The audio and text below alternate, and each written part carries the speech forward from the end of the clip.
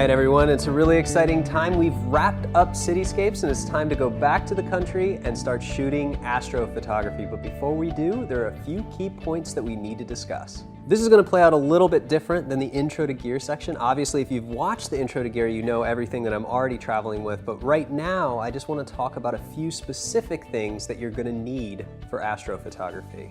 The first thing you're obviously going to need is a really good camera to capture stars, and you don't need the best camera on the market. These days, camera sensors are pretty phenomenal. I use two different camera systems to capture the stars. I use my Nikon D810, which is a full frame sensor, and I also use my Fujifilm X-T1, which is an APS-C sensor. I find that they're both fantastic for capturing the night sky. Both cameras have a few things in common. They allow me to shoot in full manual mode, which is something that I really need to be able to do.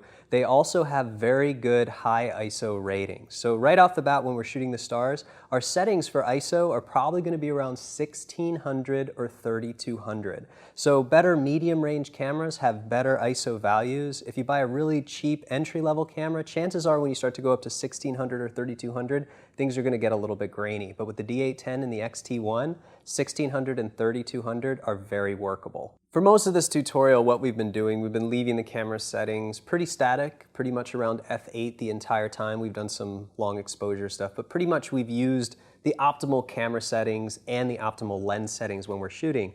Since we're dealing with astrophotography, we're dealing with very limited light. So this is where the newer cameras on the market are going to have a bigger advantage. Every time new cameras come out, the sensor technology gets a little bit better. We're able to capture a little bit more dynamic range. The other thing that camera companies are constantly pushing is the ISO values. So you can shoot 1600, 3200, 6400 with a lot less noticeable grain. So those entry-level cameras probably aren't going to cut it. You'll still be able to get a night sky image, but it won't be quite as clean as if you had a better camera like a D810 or a Fujifilm X-T1. So it's really time in this case where we have to take advantage of those extra settings in our camera that might not be present in the entry-level versions. Another one of the biggest keys for successful astrophotography and clean astrophotography is going to be your choices in lenses. So you want high quality lenses that are fast, that have maximum fixed aperture ratings of 2.8 or better. So the lenses that I really recommend for astrophotography, and we'll start with the Nikon D810. The one I find myself using the most is the Nikon 14-24, which has a fixed aperture rating of f2.8. f2.8 allows me to shoot at a lower ISO in the dark, so that's very beneficial. The Fujifilm X-T1 or the Fujifilm X series cameras and lenses, there is a 16-55, which is a fixed f2.8, but that one's not really wide. From the wide perspective, the one I find myself using the most is the 14 f2.8. They also have another one that I love for astrophotography, which is a 16 f1.4. So those are the lenses I always find myself using out of my bag when I'm capturing the night sky. You'll probably start to notice with astrophotography, whether you're looking at photos or you're shooting your own photos, that you're going to start favoring a wide-angle lens. And it's usually just because we want to get the whole night sky in the frame. The other thing is, it kind of comes down to composition. So if I'm trying to frame something in the foreground, frame the background, get the Milky Way, or get star trails, I'm just trying to use the whole scene. So very rarely do I go anywhere over 24 millimeter. I usually find my comfort zone somewhere between 14 and 22 or even 14 to 24 max. It's very rarely am I actually standing back and zooming in to capture the night sky. Rather than overcomplicating this portion about the cameras and lenses, just know that you really want a fast lens and you really want a camera that can capture images with a higher ISO. So you really want that ISO rating to take effect because you're going to get cleaner images overall. So for most shots, most landscape, cityscape shots, you don't really need the newest camera that has the newest features, but for astrophotography, all these new features can come into play and produce better images overall. Aside from cameras and lenses, you're obviously going to need a really stable tripod. So throughout this entire tutorial, you guys will see me use tripods by Really Right Stuff, whether they're the smaller ones or the larger ones, they are rock solid. They're definitely my favorite recommendation to get the most stable shots possible. Along with the tripod, you're going to want a remote shutter release cable, and you're also going to want one that locks. So whether you're taking a single exposure, it allows you to click that shutter without disturbing the camera and possibly getting some motion blur. The other thing is if it locks, we're going to be able to lock consecutive exposures to be able to capture star trails. So that's another important piece of hardware to have in your kit. The next thing I want to cover is the camera setup for capturing the stars. And bear in mind, I'm not going to go over too much in this section because I'm going to be explaining this in the field as we go. But essentially, you want to use the widest aperture possible. So if you have 2.8, fantastic. If you have f1.4, go with f1.4 because that's going to allow you to shoot at a lower ISO. We can usually get away with an ISO of 1600 or 3200. I find that to be a pretty good comfort zone inside of the camera where we get pretty good images with just a little bit of noise. And at 6400 is sort of where normal cameras have a breaking point and become very noisy. So really try to focus that ISO right around 1600 to 3200, and that's going to be really easy to do if you have fast glass, something around 2.8 or better. One of the most difficult things to do at night is set up at night. It's completely dark. In fact, if you look through your viewfinder or your LCD on your camera and you're set up in a fully dark environment, you're probably not going to see the night sky, or you're definitely not going to see the night sky, and you may not see any of the environment that you're in. So we're going to have to shoot 100% in manual mode. While we're in manual mode, we have access to be able to change our aperture, which we know that we're going to lock to something at f2.8, our ISO, which we know is going to be right around 1600 or 3200. So that really just leaves us with the shutter speed. While we're in manual mode, it's also a good time to turn off long exposure noise reduction. Make sure your VR is turned off in your camera and any of the auto settings are also turned off. You also want to set the other manual function, which is going to be white balance. Now, for white balancing for the night sky and the Milky Way, somewhere between 3,000 and 4,000 gives a nice, cool result. But if that doesn't work, tweak it, take test shots until you're perfectly happy with the color of the Milky Way. Also bear in mind that you're going to be able to change it later in post-processing, but it's better to have a consistent result before you get into post, just so you know exactly what you're capturing in the field. So if we're pretty much locking everything down to manual mode in the camera, what's left to control? Well, that's basically going to be shutter speed. And at a 30-second exposure, everything looks good at f2.8. ISO 1600, it looks really good. But here's the thing. Depending on how wide your lens is and how long you expose, you're either going to get static stars or you're going to get star trails, or just little bits of trails on the stars. Now, the way that we can calculate the correct shutter speed to use when capturing the night sky is using a technique called the 500 rule. There are different variations of this rule online. Some people swear by the 400 rule. I like the 500 rule because it gives me consistent and safe results each time. But effectively, it works like this.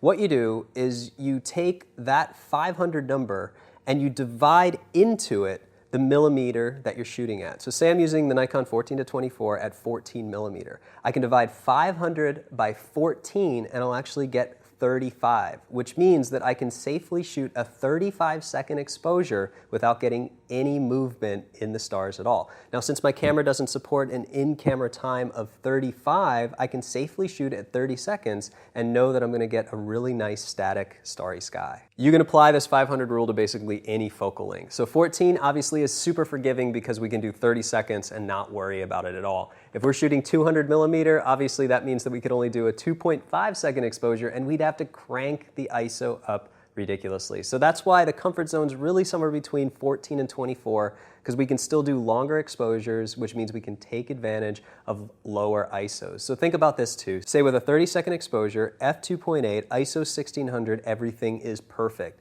At a 15-second exposure, I'd have to take it up to 3200. At an 8-second exposure, I'd have to go up to 6400 to compensate, because that's the last thing I can change in my camera. So just keep that in mind at f2.8, that if you shoot wide, you'll be able to do longer exposures and comfortably not have any trails in your stars. While the 500 rule is a good rule, it's also a general rule, because think about this. Depending on where you point the camera towards the sky, stars are going to move at different speeds. So if we actually focus on the Polaris, that's the center of rotation, everything around that center rotates very slowly. But when we get to the celestial equator, which is where those two poles meet, that's when our stars are moving the fastest. So if we're actually focusing around the pole and we get that center of rotation, the stars are going to move faster and faster as it gets further away from that rotational point. So if we are focusing on the Polaris, we could probably get away with longer exposures. And if we're focusing on the celestial equator, we're probably going to have to use shorter exposures to make sure everything's static. So a good rule of thumb is, even though we can calculate this using the 500 rule, the best thing you're going to be able to do is, while you're in the field, look at the back of the camera, zoom in on it, and if you're happy with the way things look, keep it the way it is, but if you're not, adjust the exposure accordingly. Bear in mind everything that I've described here so far is factoring in that we're in a dark sky reserve, meaning that there aren't really any ambient lights, there's no street lights, there's no town lights. We're basically in the middle of nowhere and it's a completely dark sky. So obviously we can do long exposures and not get any of the glow or the ambient light. Obviously for astrophotography, we have to be in a place where we can see the stars. So if we're in New York City, chances are we may see a couple planets and a couple stars, but it's going to be really difficult, if not impossible, to ever see or capture the Milky Way over Manhattan. So just keep that in mind. It has to be a dark sky. If you walk outside of your house and you look up and you see 1 or 2 stars, chances are that's not a good place to shoot. You have to get outside of towns, outside of villages, and just places where there isn't much light from the city. So far, all we've been talking about is the best settings to get static stars with no trails. But what if we want trails and stars? What if we want to do long star trails? Now, I have some really great shots in my portfolio where I've used really long star trails, and it's a technique that I'm going to show you guys how to do a few chapters from now. So how do we get those star trails, those really iconic, beautiful long star trails that are in so many of the images that we love? Do we do one long exposure? Well, that's certainly possible. You could figure out how to put neutral densities in the front of your camera or just set everything up and do a 2-hour exposure, but that's actually a mistake, and there's a few reasons why. Before I get into the reasons why, I want to tell you the best settings to capture star trails in a dark area are consecutive 30-second exposures. Now remember back when I said that at 14 millimeter, 30 seconds is not going to produce any trails? That's okay. The technique I'm going to show you guys is called star stacking. So what we're going to do is shoot somewhere between 100 and 200 30-second exposures, and then in Photoshop, we're going to use a blending mode to stack them together and create seamless star trails. Now this is really good because we can use 30-second exposures and stack them. The great thing about this is, now think about your camera setup in the dark, it's very sensitive to light. So if you accidentally shine a light into the camera or somebody else shines a headlamp, some curious tourist shines a headlamp into your camera, it's going to ruin that frame, which ruins the entire sequence of star trails. So if you've already shot 50 and 2 frames get ruined, then you have to start all over. The benefit of doing it in 30-second exposures is that means you could just have to do another hour or 2 because you can stack them up. You can use whatever sequence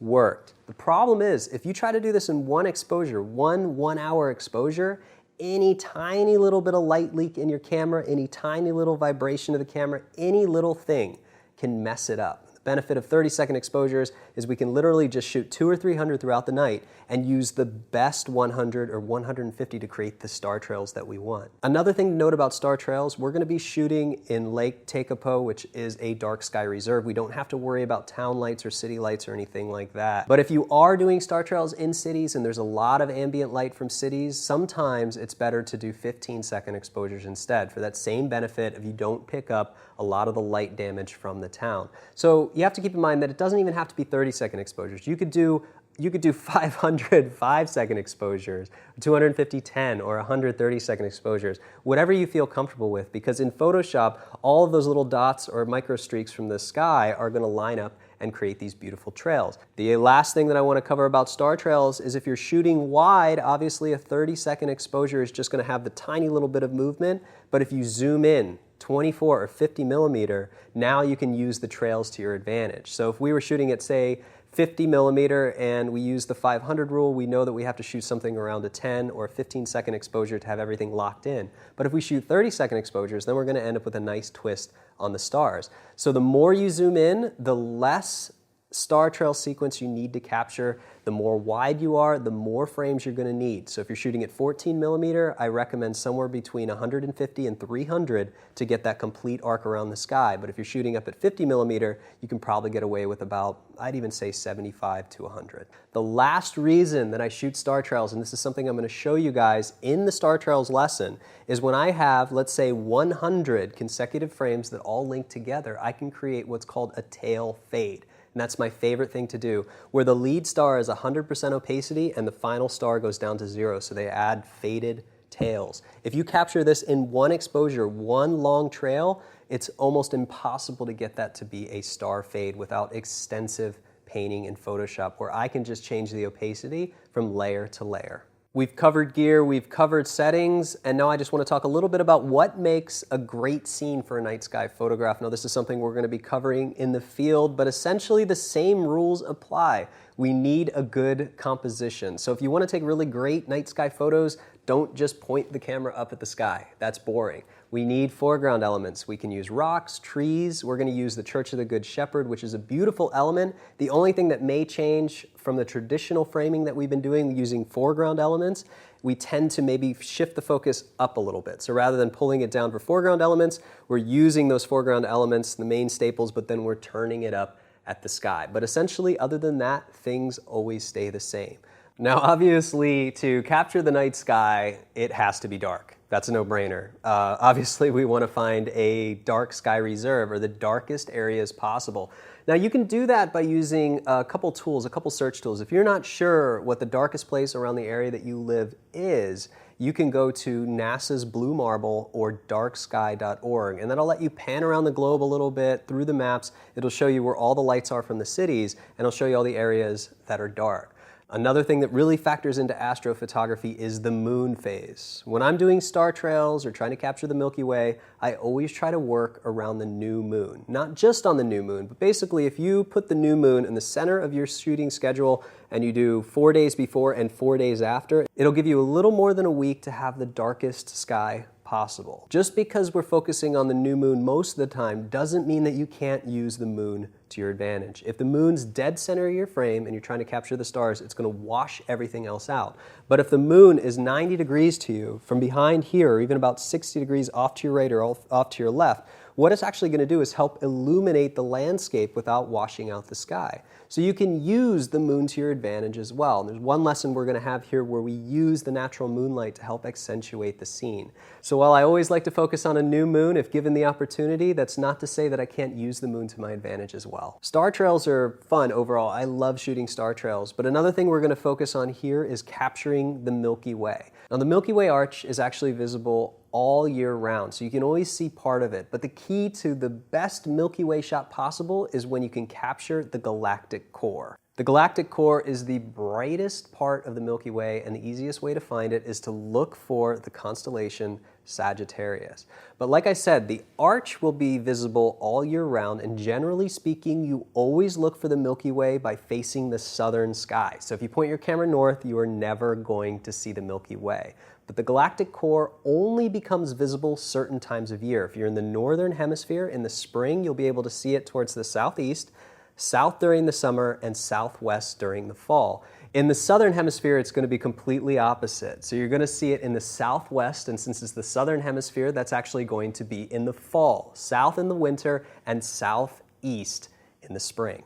This may seem a little bit confusing to you, and it is, especially when we start talking about the northern and southern hemisphere. But essentially, the best time to see the Milky Way, look towards the southern sky, somewhere between, I'd say, April through the end of July. You're never going to see the Milky Way galactic core from November to February. So you will still see some of the arch, but to find the galactic core, the best possible time, whether you're in the northern hemisphere, is going to be the summertime, or the southern hemisphere is going to be the wintertime, but that's really going to be around June, July, when you're going to have the optimal times to shoot the galactic core. If you've never seen the Milky Way before in your life because you live in a really bright city or any other reason, you're in for a treat. And we chose the southern hemisphere, and we chose the Church of the Good Shepherd and Lake Tekapo for a specific reason, and that's because the Milky Way rises right behind the really beautiful church. So it gives us an opportunity to create a really awesome shot with the Milky Way.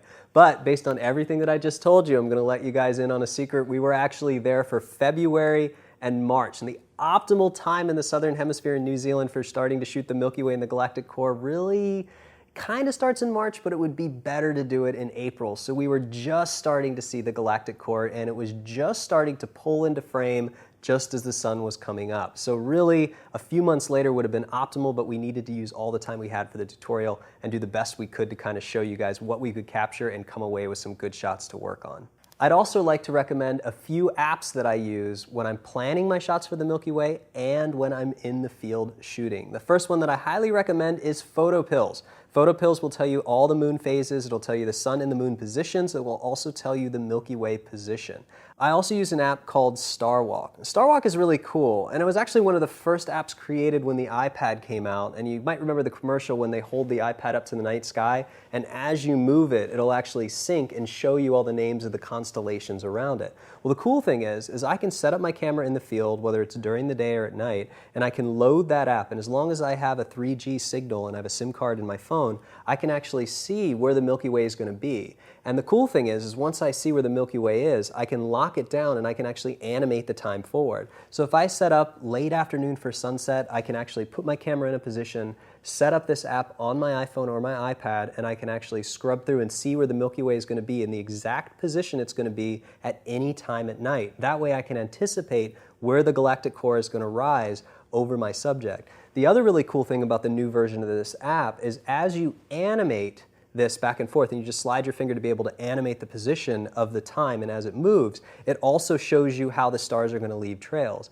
So if you actually spin that really fast and go the progression of time, you'll actually see if you're near the Polaris or how those stars are going to look, and they're pretty much identical to the frame. It's at least enough to give you a good idea and some pre-visualization of how your scene's going to look before you start shooting it. I think that's enough talk and preparation. Let's get out in the field together and start capturing the night sky. I'm going to show you guys just the basics of capturing the night sky. I'm also going to show you guys how to capture the Milky Way and do star trails with all the post-processing that's involved step by step.